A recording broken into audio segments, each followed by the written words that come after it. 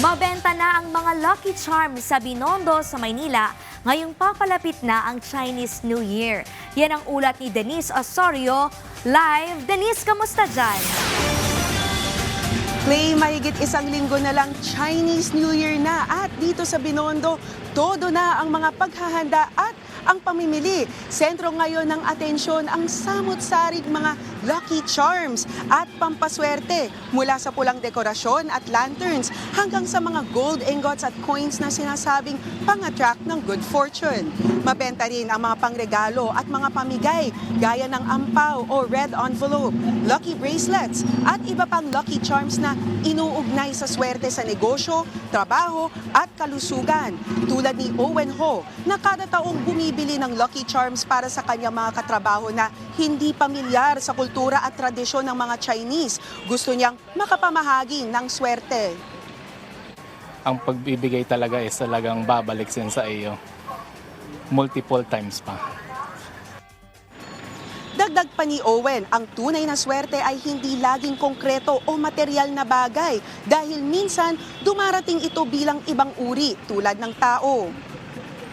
Sa tuwing kailangan ninyo ay darating po sila. Hindi siya in form of anything na pera or pwede mong sabihin tao na sadyang tutulong sa inyo, hindi mo lang talaga alam. Kasama rin sa hinahabol ngayong papalapit ang Year of the Fire Horse, ang tikoy na itinuturing ng marami na simbolo ng swerte at para maging sweet ang pagsasama sa bagong taon. Dito sa Binondo, iba-iba ang presyo depende sa laki. Ang 250 grams nasa 50 pesos, ang 500 grams nasa 80 pesos hanggang 100 pesos.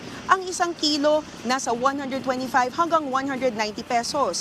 Ang 1.5 kilos naman, 180 hanggang 260 pesos. At ang 2 kilo, 235 hanggang 320 pesos. Mayroong ding special designs gaya ng koi fish shape na nasa 250 pesos ang isa. At bukod sa pulang dekorasyon at iba pang pampaswerte, dagsari ng tao sa mga prutasan. Dahil sa tradisyon, may mga prutas na swerte at magdadala ng kasaganahan.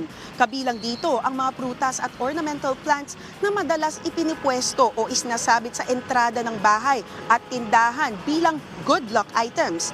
Ayon kay Digna Salvador na 40 years nang nagtitinda dito sa Binondo, habang mas papalapit ang Chinese New Year, mas tumitindi ang demand at may mga lucky plants na umaabot sa libo-libo ang presyo. Depende sa laki tulad ng red kiat-kiat tree na nasa 8,000 hanggang 15,000 pesos.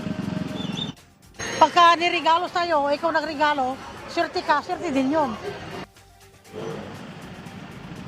May mga pagkain rin na may sariling simbolo o kahuluguhan para sa iba at hindi lang ito pampaswerte, pwede ring pang-ulam pagkatapos ng New Year.